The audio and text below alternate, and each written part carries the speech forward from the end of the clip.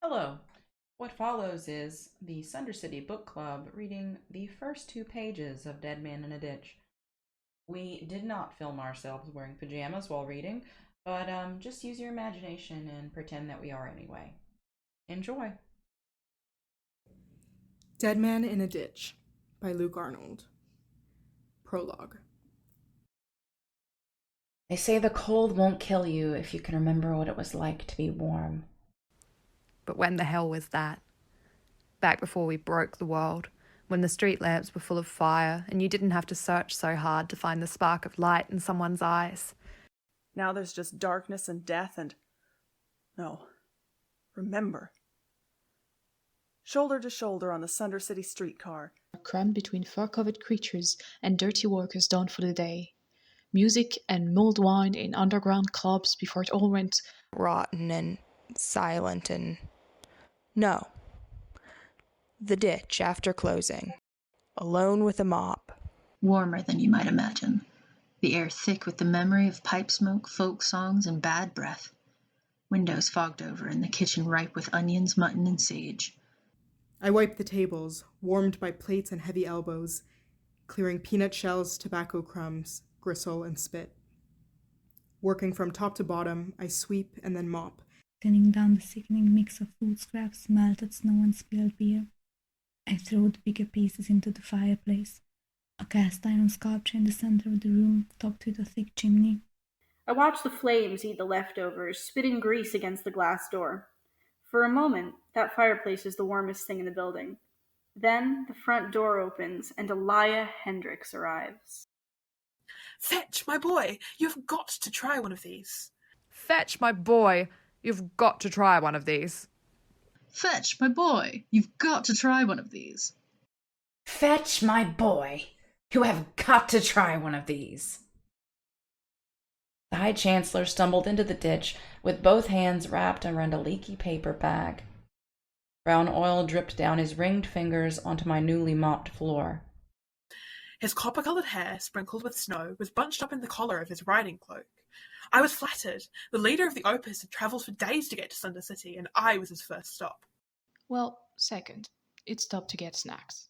I wiped my hands on my apron and made a move towards the bag. Hendricks pulled it away like he was saving a baby from a lion's jaws. Don't even think about sticking those filthy tentacles in here. Open up. Don't even think about sticking those filthy tentacles in here. Open up. Don't even think about sticking those filthy tentacles in here. Open up. Hendricks reached into the bag and plucked out a sweet-smelling, crispy bundle. I opened my mouth and he pushed it onto my tongue. They call them swinos, fried plums wrapped in thin strips of fatty pork. I bit down slowly, feeling the mixture of fruit juice and animal fat fill my mouth. Isn't it just marvelous? This right here is the miracle of Sunder City. Most people on the continent can't see it. They're so set in their ways they don't understand what's so special about this place. This, he pointed an oily finger at my full cheeks, is a modern marvel. The old magic would never have conjured this up. Not in hundreds of years. I ought to know. I was there. He pulled another burgundy morsel out of the bag, held it under his nose, breathed deeply, and shook his head in disbelief.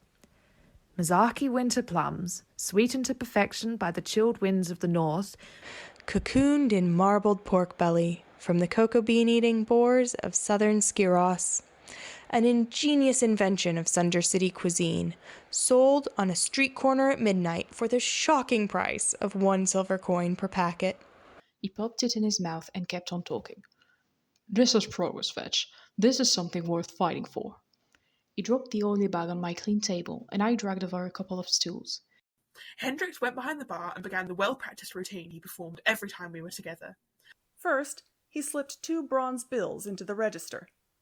It would not only cover the booze we were about to consume, but also encourage Mr. Tatterman to overlook my debilitating hangover the next day. And who knows what happens on the next page? You'll have to read on. Hello to whoever might be listening, hopefully Luke, but anyone else. Thanks very much. The voices that were provided for the first 2 pages of Dead Man in a Ditch are as follows: Amanda, Aster, Etoile, Ginny, Holly, Minnie, Nara, Sloane, and myself, Jay. Thanks very much, everyone, for sending me all your recordings to edit together. And for, again, whoever's listening, we hope you enjoyed very much. Please go read all of the Fetch Phillips Archives books.